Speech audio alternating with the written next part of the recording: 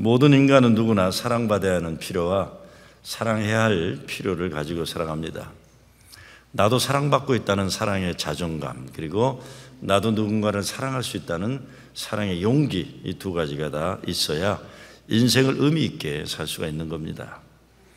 오늘 예수님이 베드로를 만나 하신 일이 바로 이 사랑의 자신감과 사랑의 용기를 회복시켜 주시는 겁니다.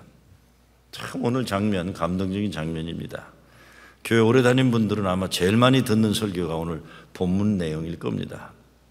제자들 가운데 제일 큰 죄책감에 빠져 있었던 인간은 누가 뭐래도 베드로일 겁니다. 그렇죠? 예수님을 3번씩이나 부인했죠. 자긴 절대로 예수님 배신하지 않는다 그랬어요.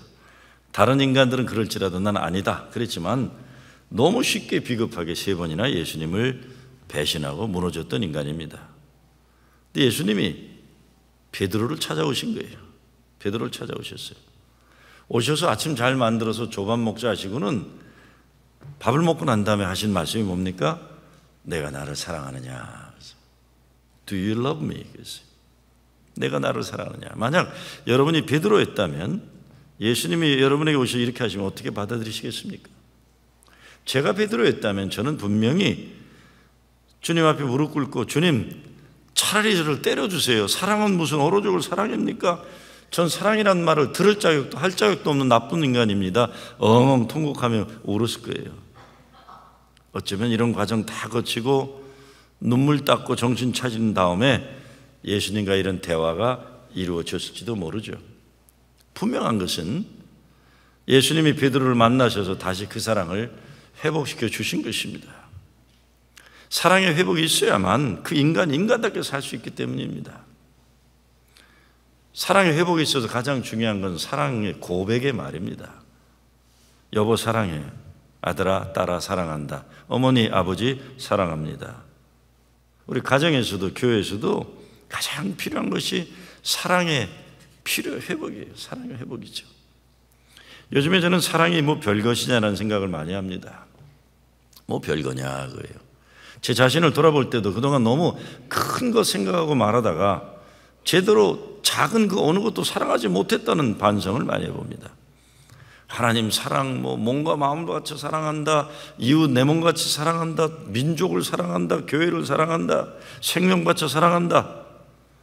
너무 추상적이고 거대한 것에 빠져서 실제적으로 한 사람 한 사람도 제대로 사랑하지 못했다는 그런 반성입니다. 예수님이 베드로 만나셔서 내가 나를 사랑하느냐 물으신 것 보면 사랑이라는 것은 다시 만나야 할 사람을 만나는 거예요. 그게 사랑이죠. 만나야 될 사람 만나는 겁니다. 밥같이 먹는 거고, 그리고 그 사람이 다시 사랑의 용기와 사랑의 자신감을 가지고 살 수 있도록 길을 열어주는 것, 그게 사랑일 거라 생각합니다. 식구들이 함께 밥 먹는 게 이게 사랑이죠. 아침에 일어나 얼굴을 보면 아이들 얼굴에 뽀뽀해 주는 거고, 밤이 자기 전에 또 뽀뽀해 주는 거고, 잘하면 칭찬해 주고 못하면 조금 야단치다가 괜찮아 다시 잘하면 된다고 용기 주는 거고, 아주 평범한 일상생활에서 항상 밥 먹고 말하고 걱정해 주고 기도해 주고, 그러는 거 더 이상 바라는 건 욕심이라는 생각을 하게 됩니다.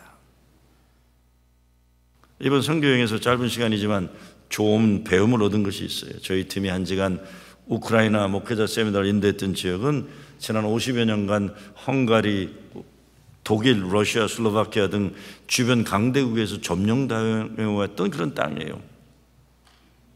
그러니까 어떤 분 한 세대에 4나라, 다 우크라이나까지 5나라 백성으로 살게 된 거예요. 경제 수준도 한 달에 80불, 100불 정도로 생활해야 되는 가난한 나라인데 문화적으로는 굉장히 수준이 높아요. 유럽의 문화를 가지고 있어서. 음식도 굉장히 수준이 높아요.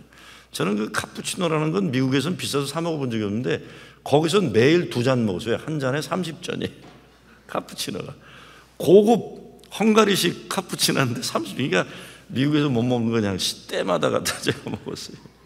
그런데 가난하지만 사람들이 성품이 너그럽고 기다려주는 미덕이 있고 그래요. 참 어렵게 산 사람들인데 이렇게 공동체 생활을 참 잘하는구나. 카자흐스탄이라는 나라도 소련에 의해서 70년간 지배당하고 정말 인종적으로 핍박받던 사람들인데 이 국경을 넘을 때도 보면 노약자들이나 누가 쑥쑥 지나가는데 아무 말 안 해요. 누군가 보면 애들 데리고 지나가는 사람은 무조건 빨리 가게 돼 있어요. 무조건. 뭐 불평하는 사람도 없고 다 길을 열어줘요. 그거 참 재미난 현상이에요. 노인들은 무조건 길을 열어줘요. 아무도 그 복잡한 국경에서도 불평하는 사람이 없어요. 내년이면 스탈린에 의해서 블라디보스톡에서 우리 고려인들이 80년 전에 카자흐스탄까지 강제 이주당하면서 5만 명이 죽어간 동토 겨울의 땅 그 자리에 박희진 선교사님과 가봤는데 거기 큰 기념비가 써 있어요. 땅굴을 파고 겨울에 죽어간 사람이 그렇게 많은 땅인데 카자흐스탄 국민에게 고마움을 그런 거예요. 가난한 카자흐스탄 사람들이 인종적으로 차별당하던 사람들인데 우리 조선 사람들 고려인들을 밥을 갖다 주고 옷을 갖다 줘서 살아남을 수 있었다, 이런 감사비가 있는 걸 봤어요. 공항을 다녀오면서도 가난한 나라들 이 공항들을 보면 그래도 깨끗하고 사람들이 너그러운데, 진짜 여러분 용서하고 들으세요. 대 뉴욕 공항에 도착하니까 거칠고 양보 안 하고 운전하고 나는데 그렇게 빵빵거리고 새치기 하고 깜짝 놀랐어요. 왜 이렇게 잘 사는 나라 사람들은 이기적이고 자기 것 쟁취하느라고 이렇게 남에 대한 배려를 할지 모를까? 그 선교사들의 얘기 들어보면 참 신기하다는 거예요. 가난하고 어려운 고난의 역사를 살아왔지만 사람들이 너그럽고 다른 약자들에게 더 풍부한 마음으로 대할 줄 아는 것이 참 감동을 준다, 이런 얘기들입니다. 사랑이란 것도 정말 대단한 말과 행동이 있는 것이 아니라 작은 것 가운데, 잔잔한 마음의 나눔 가운데 있다는 생각해 봅니다. 벌써 오래전인데 은퇴 목사님 사모님이, 제가 섬기던 교회 장로교 목사님이신데 사모님이 그런 얘기를 한번 하시더라고요. 부부 사랑이 뭔가 그걸 깨닫게 해주는 말씀을 한번 이렇게 하시더라고요. 미국에 태어난 2세 우리 아드님이죠. 지금 변호사 생활하는데 초등학생 때 심각한 모습으로 엄마에게 질문을 하더랍니다. 엄마, 한국말 여보라는 말이 중국말처럼 끝을 올리고 내리는 것 따라 뜻이 달라져? 그럼 물어보더래요. 왜 그러냐 그랬더니 아빠는 엄마한테 여보라는 말 한마디 하는데 엄마는 어떤 때 아빠한테 차가운 물 갖다 주고 어떤 때는 뜨거운 물 갖다 주고 어떤 때는 양말 갖다 주고 어떤 때는 손수건을 갖다 준다는 거예요. 그래서 사모님이 그렇게 얘기했대요. 아니야, 아버지는 아침에는 찬물을 원하시고 주무시기에는 따뜻한 물을 원하신다. 일 나가실 때 앉아서 뭘 찾으시면 양말 찾는 거고 일어나서 주머니를 뒤지면 손수건 찾는 거란다. 그렇게 얘기를 했대요. 중국말처럼 억양에 따라 뜻이 달라지는 게 아니라 엄마는 아빠와 오랜 세월을 살아가면서 눈만 마주치면, 목소리를 들으면 무엇이 필요한지를 알기 때문이란다는 거예요. 부부는 부부대로, 부모와 자녀들은 또 그대로 얼굴을 보고 목소리만 들어도 그 마음속에 무엇이 담겼는지 섬세하게 살필 줄 아는 그 마음이 사랑이죠.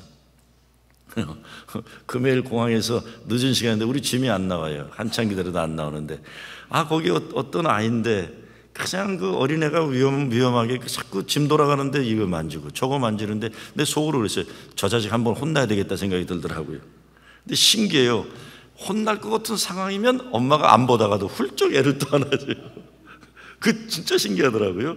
저 자식 좀 한번 혼나게 생겼다 하는데 이제 다쳐서 울 것 같은데 그 순간은 엄마가 딴짓하다가 애를 또 훌쩍 집어내 그래요.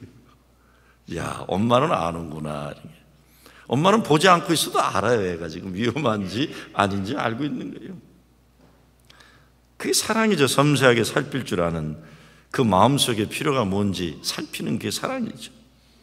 그렇기 위해서는 사랑하는 사람들의 말을 귀담아 들어야 되는 거고, 마음을 잘 살피기 위해서 시간을 투자해야 하는 거고, 내가 말하고 싶어도 듣기 위해 참아야 하는 거고, 남이 나에게 잘해주기를 바라지 말고 내가 그 사람에게 그런 사람이 되어주는 것, 그런 거죠. 대단한 게 아니라.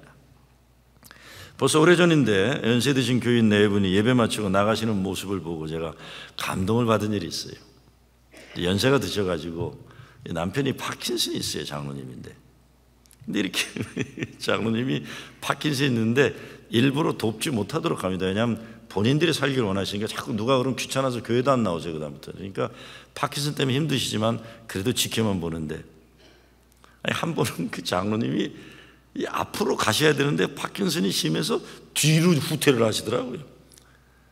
그 육사 출신이래 가지고 몸이 건장했던 분인데, 제가 처음에 그 교회 갔을 때는, 제가 이제 세월이 18년 지나는 가운데 이제 연세가 드셔서 몸이 파킨슨 걸리니까 앞으로 가셔야 되는데 뒤로 후진을 하시는 거예요. 그래서 제가 가서 장로님 팔을 붙잡고 한참 내가 웃었어요. 장로님, 아니 앞으로 가셔야지 뒤로 가시면 어떡하냐고. 그런 내가 깔깔대고, 그게 웃을 일이 아니에요 사실.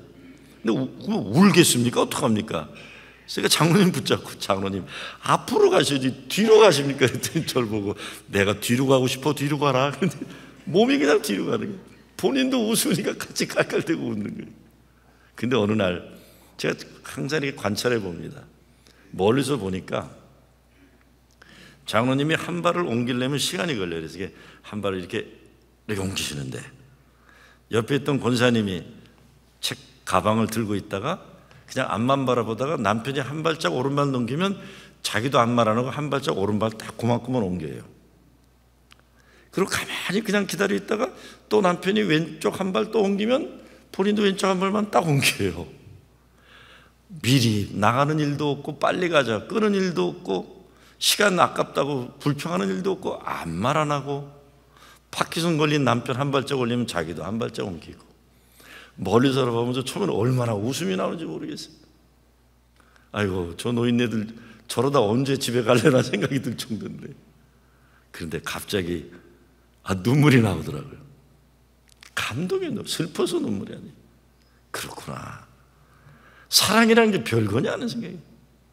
그냥 한 발짝 옮기면 나도 한 발짝 옮기고, 때로 뒤로 후진하면 나로 후진하고.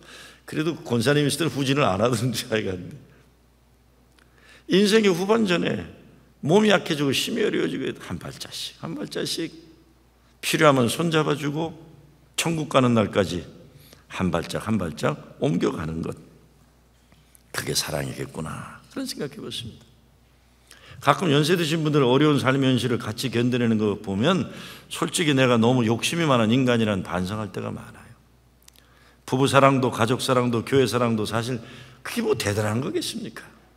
함께 있어야 할 때 함께 있는 거고, 손잡아야 할 때 손잡고, 함께 걸어야 할 때 함께 걷는 것, 그런 거죠. 우리가 욕심이 많아서 정말 행복한 줄 모르고 살 때가 얼마나 많습니까? 내일 뉴욕연회에서 이민법 개선을 위한 모임을 한다고 연락이 왔어요. 뉴욕 한인들 가운데 이민자들로 해서 법적인 문제가 해결되지 않아 많은 사람이 어려움을 겪을 텐데, 한인 목회자들이 참여가 너무 저조하다고, 자리를 채워야 한다고 우리 한인 감리교연합회 회장인 이용보 목사님이 어제 저한테, 목사님 꼭 가셔야 됩니다. 그래서 야, 난 지금 시차 때문에 힘들어 죽겠는데 거기까지 가야 돼? 어딘데? 그랬더니 맨하탄이래. 프러싱이면 갈 텐데. 그러시면 안 됩니다. 아무래도 가야 될 것 같아요. 가야겠죠? 가야겠죠. 세상을 변화시키려면 생각만 하면 안 되고 참여해야 되는 거예요. 여러분, 이 보수신앙이라는 건 참 좋은 거예요. 보수가 뭡니까? 컨서버티브라는 건 컨서브 한다는 거예요. 뭡니까? 지킨다, 보호한다. 무엇을 지키고 보호한다는 겁니까? 예수님의 말씀, 예수님의 복음, 이걸 지킨다는 거예요. 그거 좋은 거 아니에요. 예수님의 말씀을 지키는데, 예수님의 말씀의 지킴의 핵심은 사랑의 실천이에요. 근데 보수라는 사람들은 왜 이거를 못하는 거예요? 왜 이렇게 미워하고 소수민족을 갖다 차별하려고 그러고 왜 이러냐는 거예요. 진보는 또 뭡니까? 진보는 프로그레시브라고 하지만 레디컬이라고 하는데, 그 단어의 뜻은 루트, 뿌리라는 말이에요. 그러면 진보는 뭘 뿌리로 삼는 겁니까? 예수님의 말씀, 예수님의 가르침, 사랑의 실천의 뿌리를, 예수님의 말씀, 예수님 가르침으로 뿌리로 돌아가자는 겁니다. 그러니까 보수이거나 진보이거나 목적은 단 하나입니다. 예수님 말씀, 가르침, 그것을 지키기 위해 존재하는 것뿐입니다. 근데 진보다 하는 사람 가운데 제일 마음에 안 드는 사람들이 말만 많이 하는 리버럴들이에요. 자유주의자들. 이건 지들밖에 모르는 자유주의예요. 자기만 편한 거. 역사 발전에 절대로 실천적인 자기 헌신이나 자기 희생은 없으면서 이랬다, 이러나 저러나 평론이나 하려고 그러고, 아이고, 리버럴들은 정말 재미없는 사람들이에요. 자유주의자들, 자기만 혼자 마음대로 살겠다는 사람들이에요. 거꾸로 보수신앙의 문제는 자기 고집과 아집을 하나님의 거로 절대화하는 자기 우상이에요. 어떻게 자기 사상 이념을 하나님의 것과 동일시할 수가 있습니까? 무서운 사람들입니다. 못된 사람들이고요.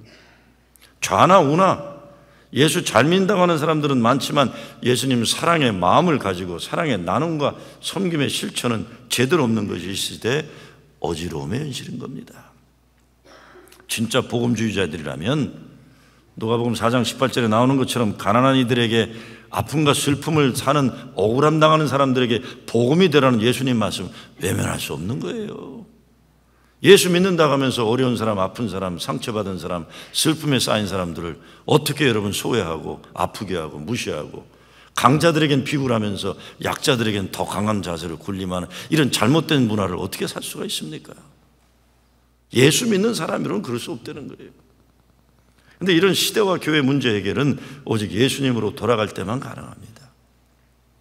우리들과 같은 크리스천들이 존재 목적을 회복하기 위해서는 예수께로 돌아가야 돼요.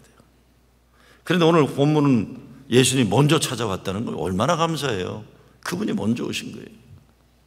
예수님 베드로를 찾아오셔서 그의 이름을 불러주셨어요. 배신한 인간에게 이름 부르지 않습니다. 그냥 3인칭으로 부르지 그 인간, 그치, 그놈 이렇게 부르는데 예수님은 요한의 아들 시몬아 내가 나를 사랑하느냐. 이전에 베드로가 예수님을 배신하기 이전 그때 불러주시던 그 이름으로 따뜻하게 불러주시는 거예요. 이렇게 이름 불러주신 것은 두 가지 뜻일 것 같아. 하나는 나는 이미 너를 용서했다. 나는 너를 사랑한다는 사랑의 초대이고, 다른 하나는 나는 이전이나 지금이나 변함이 없다. 비록 내가 나를 배신했지만 너에 대한 나의 마음은 변함이 없다고 하시는 겁니다.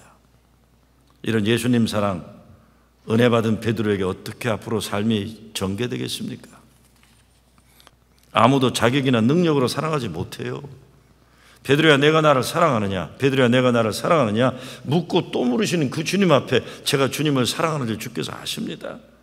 더 이상 질문하지 않으십니다. 그거면 됐다.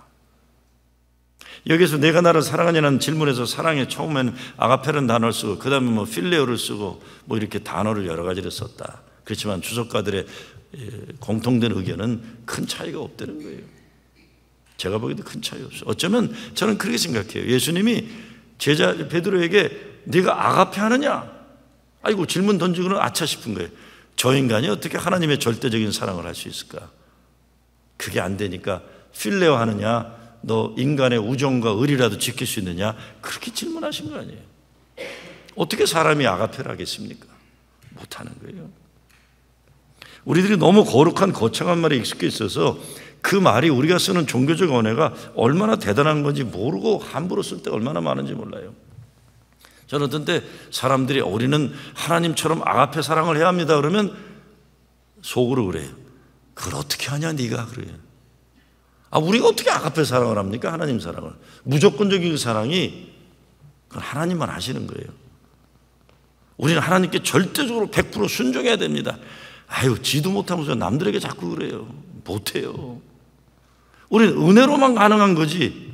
정말 조심해야 됩니다. 우리 기독교인들 말할 때 괜히 자기도 의미 없는 말, 실천도 못할 말 괜히 목소리 힘주면서 얘기하고 듣는 사람도 그냥 들어도 감동도 안 하는데 괜히 아멘 해갖고 이러고 서로 속이고 사는 거예요. 못합니다 우리. 여러분 그런 노래 있죠? 주여 이 죄인도 용서받을 수 있나요? 그것만 부르는 겁니다 우리는. 세상에서 방황할 때 나 주님을 몰랐네. 내 마음대로 고집하며 온갖 죄를 저질렀는데 예수여 이 죄인도 용서받을 수 있나요? 벌레만도 못한 내가 용서받을 수 있나요? 내 죄가 많아서 회개하기도 힘들어 죽겠는데 다른 사람들을 정죄하느라고 어떻게 우리가 바쁘게 살 수가 있습니까? 그만두세요. 남 정죄하는 것 좀. 우리가 무슨 권리로 남을 그렇게 정죄하면서 나는 아닌 것처럼 살 수가 있습니까? 못합니다. 제정신 차리고는. 제정신이 아니니까 남들에게 자꾸 내가 의로운 척하는 거지. 나같이 벌레만도 못한 내가 용서받을 수 있나요? 이 고백도 힘든 게 우리. 그렇지 않습니까? 내 모든 죄 무거운 짐 이젠 모두 다 벗었네.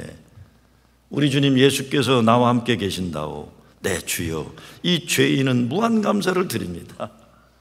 나의 모든 영혼까지 주를 위해 바칩니다. 우리가 정신 좀 차려야 돼요. 왜 내가 남보다 의롭다고 생각합니까? 왜 남보다 선하다고 생각하고, 왜 남보다 예수 잘 믿는다, 이런 착각의 근거가 어디 있는 거예요? 없어요. 우린 못해요. 그러니까 예수님이 죽지 못해 살아나셔갖고 또 찾아오시는 거 아니에요. 야, 난 죽지도 못한다, 너 살리기까지. 너에 대한 사랑을 내가 확인하기까지 난 살아서 너를 만나는 거다. 오늘 이 본문 사건 이유를 보면 베드로는 과거의 죄나 과거의 부끄러움에 대해 더 이상 이야기하지 않습니다.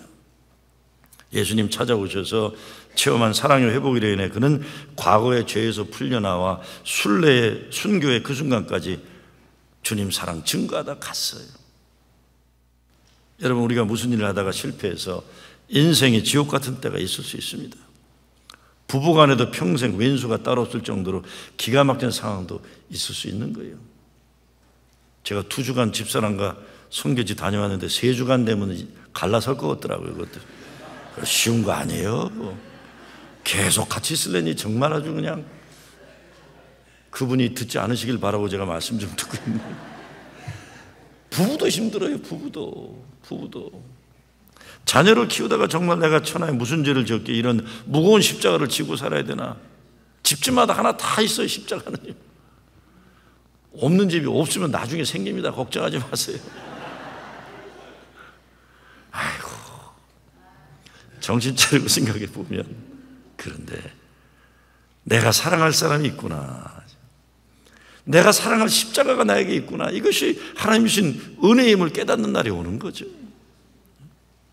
주님, 내게 주신 이 십자가 감사합니다. 때로 내가 하는 일이 지겹고 힘들 때도 있죠. 그러나 그 일이 하나님이 나에게 맡겨주신 하나님 사랑의 이름을 다시 깨닫고 나면 평생 사랑할 일이에요. 우리에게 주어진 일들이 하나님이 내게 맡겨진 선교 현장임을 깨닫게 되면 축복 중에 축복인 것입니다. 여러분, 지금 어떤 사랑을 하고 계십니까?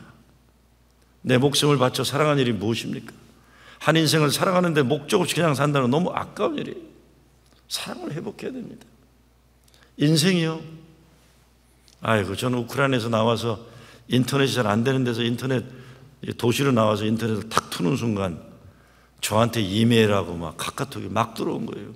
목사님, 정인수 목사님이 소천하셨습니다. 제 목회에 가장 가까웠던 친구인데 이게 무슨 소리냐, 이게 무슨 소리.